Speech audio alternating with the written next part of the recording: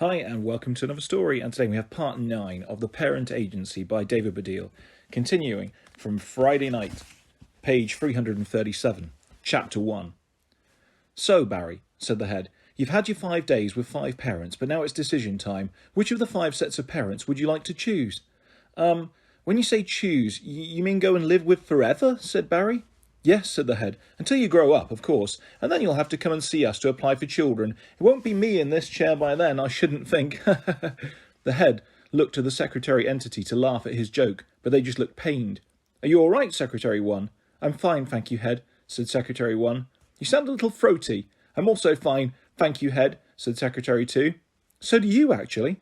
Barry looked out of the window. It was late on Friday night. They had kept the agency open for him specially, and the lights of the city were glittering outside. I don't know, said Barry. He looked down at his list, which was lying on his lap. It was so crumpled now that even he couldn't really read it, although he was the one who'd written it. Said the head. I'm afraid you really have to make your mind up now. He looked over at the last 24-hour glass, the red one. It had about 100 grains of sand left. One went through, then another. It's nearly midnight, and past midnight you'll be 10, and then... He trailed off, as usual. Suddenly, Barry felt very angry with him. What? He said loudly and sharply. The head raised an eyebrow. Not a big one, just a standard up it goes. Pardon? Barry took a deep breath. Then what? Every time I come back here, there's always a moment where you and them... He did a thumb gesture towards the secretary entity. Go quiet about what happens to children who get to 10 without finding parents. But now I want to know. I have to.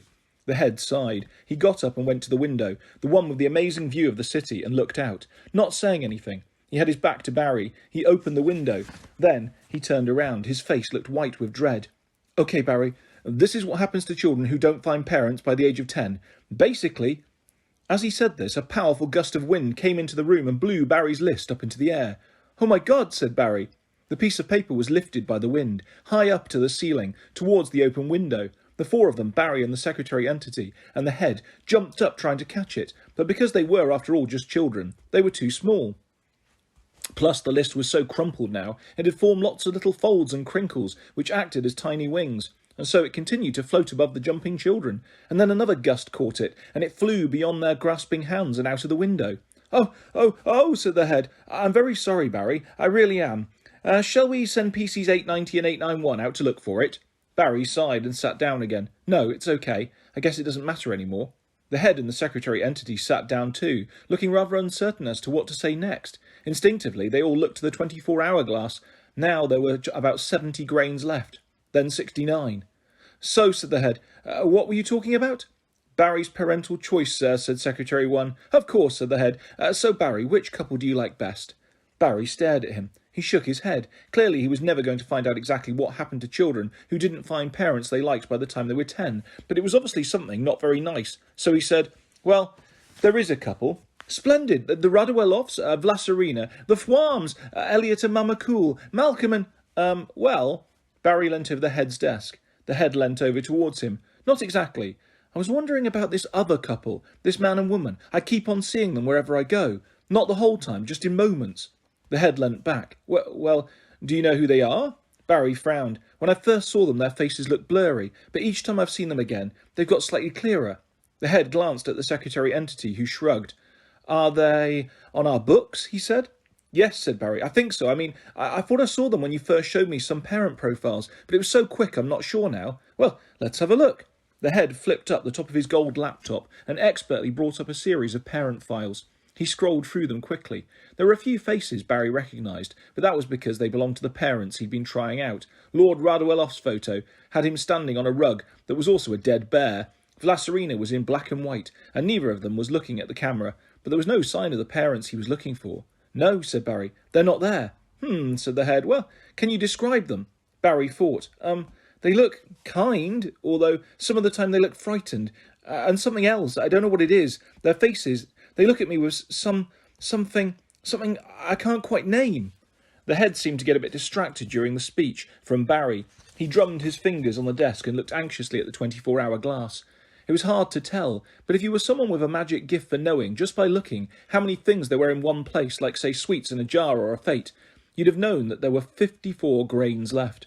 Well, I'm afraid That very descriptive description won't be enough to pinpoint them among the millions of parents we have on file, I'm afraid, and time marches on as we know. It's nearly... He tapped the 24-hour glass, which unfortunately had the effect of making the sand grains run down even quicker.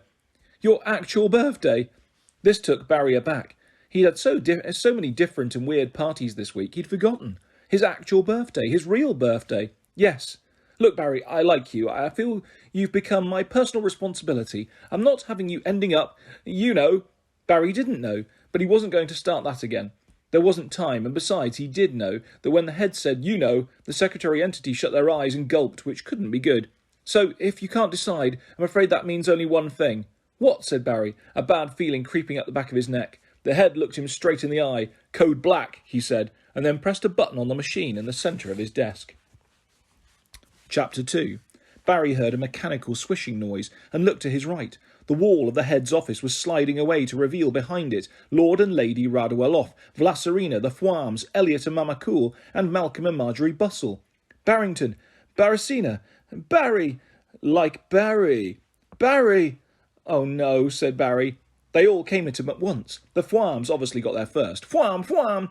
Grabbing his right arm, the Radueloffs got to him next, Lady Radueloff's hat, with its model of Bottomley Hall, falling off in her hurry to get to his left arm. Vlasarina was next, Vlad doing a Dirk Large stunt leap up to fasten a hand onto his right leg. It took Malcolm and Marjorie Bustle a little longer to reach his left leg, possibly because they were avoiding the accusing stares of the secretary entity.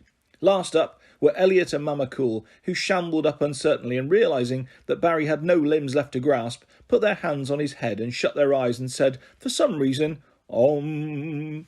What are you doing here? Said Barry, stopping their Om before it had really got started. I thought you didn't want me anyway. We've, changed our minds, said Elliot Cool. I haven't, said Mama Cool. Shh, said Elliot. Right, well, what about you? Barry said to Vlasarina, who were looking up at him from the ground. I thought you found a girl to be your child. And Patarina. We put her on the Knighted Kid Dom's Got Kids Who Do the Funniest Things, and she won, said Vlad, singing a funny version of My Dog Surprised by His Own Farts, and now she's left us to pursue her career in Bosnia-Herzegovina, said Morosina. Oh, said Barry. Never mind them, said Lord Radueloff. Come back to Bottomley Hall. We won't make you shoot at any more birds. Unless you want to, said Lady Radueloff.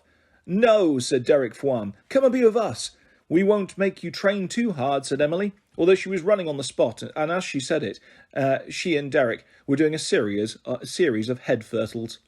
It's us you want to be with, said Malcolm Bustle. You'll be our favourite child. He didn't like that, Malcolm. It made him feel bad, said Marjorie. Oh yes, you won't be our favourite child. No, that doesn't work either, you idiot. Barry looked over at the head. He felt with all the parents holding on to him like he was at the centre of some weird gymnastic display. The head just shrugged his shoulders, pointed at the red 24-hour glass, which must have had about 10 grains left in it, and said, Gotta decide, Barry. At which point all the parents just started pulling at him. His legs, his arms, his neck, every bit of his body was being pulled in a different direction. Ow! Screamed Barry. You're hurting me! But none of the parents seemed to hear him, because they were all shouting his name again. Please, he screamed, my arms, my legs, you're pulling them off. But they just carried on pulling and shouting. It really hurt. Barry felt as if he was going to faint. He whirled around trying to get free, and bang! His body hit something. Then he fell and cracked his head. Everyone turned. The room was showered in rainbow-coloured glass, the 24-hour glasses. He thought dimly, I must have knocked them over. The thought was never quite finished, a bit like how he imagined his grandpa's thoughts were those days. Instead, he could feel himself start to lose consciousness. But just before he did so, just before his senses disappeared entirely, he had a moment of pure fear, a sense that, if he couldn't find parents that he liked, there was perhaps some deep black void, some horrible emptiness waiting for him in this world. He felt he needed to stay awake and choose somehow, someone, anyone, 2 people or 1 person, to be his parents, to look after him or otherwise. But now it was his turn, like the head, to trail off into the void. Barry, Barry, Barry, Barry, Barry, Barry, Barry, Barry. Chapter 3. That was what woke him, what pulled him out of the dark, his name being called. At first it just seemed to be the various parents shouting at him, trying to get him to come with them. But then Barry heard someone, a woman, saying his name much more softly, almost whispering it. It broke his trance. He wasn't even sure he was in the head's office anymore. but he could see through the darkness the couple, the man and woman he'd been trying to tell the head about. They were framed by a bright white light. It was so bright, Barry wanted to shut his eyes, but he could still see their faces looking at him, with concern, with hope, and with something else. And now he knew what that something else was at last. He could see it in their eyes. It was love. And so he knew finally who they were. "Mum! Dad!" he said. Part 3. No, wait a minute. The world, the first one, this one might be kind of enough after all. Saturday. Chapter 1. At first, Barry couldn't understand where he was. He thought that perhaps he'd gone halfway back into his world and got stuck inside his bedroom wall, behind the poster of James Bond, because when the light in his eyes went away, standing in front of him was Q. He knew it was Q because he was wearing a tweed suit. It must have been him shining the light in his eyes from a pen that was also an ultra-powerful laser. Next to Q was a lady with a long dress and a big 1960s hair who seemed to be Miss Moneypenny, and behind them he could see lots of other characters, Jaws and Oddjob and that strange Spanish man with the blonde wig from Skyfall, and he could hear, quite loudly, the theme music playing dun dun dun dun dun dun dun dun dun dun dun dun. But then he realised it wasn't quite those people, it was people dressed up as them. The man who looked like Q was his dad, Jeff Bennett, and the woman dressed as Miss Moneypenny was his mum, Susan Bennett. "Barry," said his mum, rushing forward. "Oh, Barry." She bent over and hugged his head really tightly and kissed him over and over again, which made it difficult to see what was going on. But he could just make out his dad's face. He was smiling but also crying. Why would he be doing that? And why were they dressed like this? And why, Barry thought, looking around him, was he, Barry, in some unfamiliar white bed? A man appeared on the other side of the bed. Barry didn't recognise him, although he did look a little bit like Peevish, jaunty, Big Cole. Only Peevish, jaunty, Big Cole in a white coat. His mum moved back to let this man speak to Barry, but she kept holding his hand. "Hello, Barry," said the man. "I'm Dr. Evans." "Hello," said Barry. "Sorry about shining that light in your eyes just now." Oh, was that you?" "Yes," he said. "Do you know where you are?" "The United Kidsdom?" said Barry. Dr. Evans frowned. No, you're in a hospital, off the A41, Barry. Do you know what a coma is?" Barry thought he did, but before he could answer, his dad spoke. "Oh, Barry, I'm so sorry. I'm so sorry. I bought you the wrong Casino Royale." That seemed so long ago, Barry could hardly remember what his dad was talking about. "Was it so bad to put me in a coma?" said Barry. "What? No, said his dad. "No, it's just after you threw it at Mum, we had that row, and I sent you upstairs to bed, and then—" He stopped here and looked away. "I ran out and upstairs to my room," said Barry. "No, darling," said his mum. He looked over at her. "You tripped over." "I did?" "Yes, it was my fault, the dishwasher. You know how I always leave it open." "Yes. Well, it's because there's always so many dishes on the go, you know." "Yes." "Anyway, I was crouching there, not really looking because you'd thrown the DVD at me, and all of my egg timers had fallen off the kitchen counter." "Oh yes, sorry about that." "That's okay, my darling, but you were running so fast, and before I knew what had happened, you'd slid on the sand and glass on the floor. You landed on your head." Now she looked away.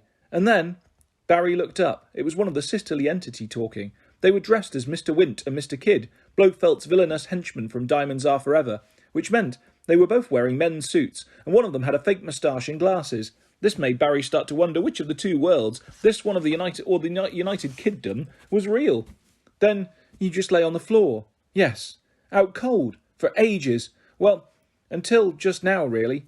"You've been in a coma for 5 days, Barry," said Dr. Evans. Barry frowned. 5 days? He sat up in bed. Jaws and Oddjob and the strange Spanish man with the wig from Skyfall were at the end of his bed. "Hello," said Jaws. "Hi," said Oddjob. "Nice to have you back," said the strange Spanish man with the wig from Skyfall. Only it wasn't them. It was Lucas and Taj and Jake, dressed up. Jake's wig was even worse than the one in the film. "Hello," said Barry, "but why are you all here, and why are you all dressed like this?" His dad nodded to his mum nodded to the sisterly entity, who nodded to his friends, who, as it turned out, were holding the music player that was playing the James Bond theme. Then altogether, sort of half to the James Bond theme and half to the normal song, they sang. "Happy birthday to you, happy birthday to you, happy birthday, dear Barry." Then that bit with the da-da-da-da-da-da-da-da-da-da, happy birthday to you. As the song ended, his mum produced a really big cake with 10 candles surrounding some icing letters that said 007. Straddling the zeros, there was a little James Bond figure with a jetpack on. Barry, said his mum, we've been sitting here every day and every night, hoping and praying that you'd come out of the coma, and then we thought maybe he'll come round in time for his birthday, and if he does, we thought we should be ready to give you exactly the birthday party you wanted, said his dad, right here if necessary. He bent down, and from a blue canvas IKEA bag, brought out, on a hanger, a child-sized tuxedo. Oh, wow, said Barry. There's a gun to go with it, said his dad, bending down again. Is it a real one, said Barry. No, said his dad. He took out a black, solid-looking revolver, but it is an exact replica of a Walter PPK. Oh, said Barry, that's amazing. Thank you so much. Barry, said one of the sisterly entity, you've forgotten to blow out your candles. Barry turned to them. Oh, yes, thanks for reminding me, Ginny. Ginny looked confused at being called Ginny by her brother, perhaps because it had been so long since he'd done so. I'm Kay, she said. Oh, so sorry, Ginny, he said to the other one. And thanks, Kay. And then, in one big blow, Barry blew out the candles. He blew so hard that the little James Bond with his little jetpack took off again from the top of the cake, which was just perfect. Chapter 2. Later, Barry had to have some tests done by Dr. Evans, but after that he was allowed to go home. He put on his tuxedo, and he and his mum and dad and his sisters went down in the lift and out into the hospital car park. Parked there was the family's Ford Fiesta. His parents helped him put on all his clothes and all the extra presents he'd got in the back. Then his dad said, OK, Susan, you take the girls home. His mum nodded and got in the car. Ginny and Kay got in the back. They waved at him and shut the doors. Where are we going, Dad? Said Barry. We're going home too. We'll follow them. Right, said Barry, confused. The house was a long way away. In what? His dad smiled at him.